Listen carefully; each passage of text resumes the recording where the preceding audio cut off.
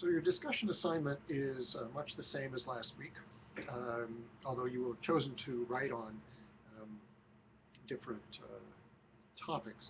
Um, once I get them all in, please get them in as timely as you can so that I can upload them.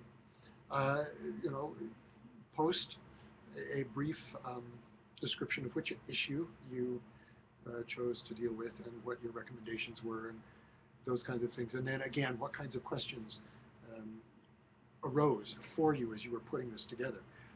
What considerations had you anticipated as you thought through some of these issues? Who might potentially be at odds with you? What might you learn from another Patronus or something like that? So again, what I want to do here is generate discussion amongst you, not only about what position you took on the particular issue you chose and how you argued it, but also to get some conversation going about how you might craft these things. What did it actually? What did it feel like to take a strong stand that you might find yourselves on the outs with a lot of the rest of the diocese? As I mentioned earlier, there's a big controversy at the University of Denver over some of our investments, and even some honors we've given folks who have been connected with some shady stuff, perhaps, or some less than socially just things.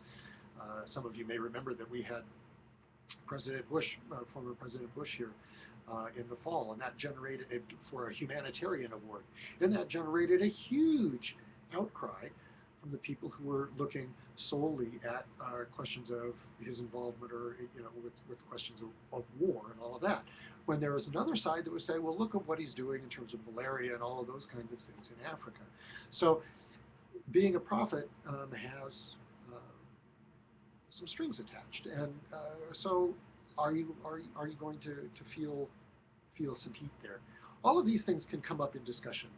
And again, I would expect, given some of our socially active Patronuses, that this could be a pretty, I don't want to say heated, but active, lively discussion online. So I look forward to seeing not only what you've written, but how we begin to interact around those issues.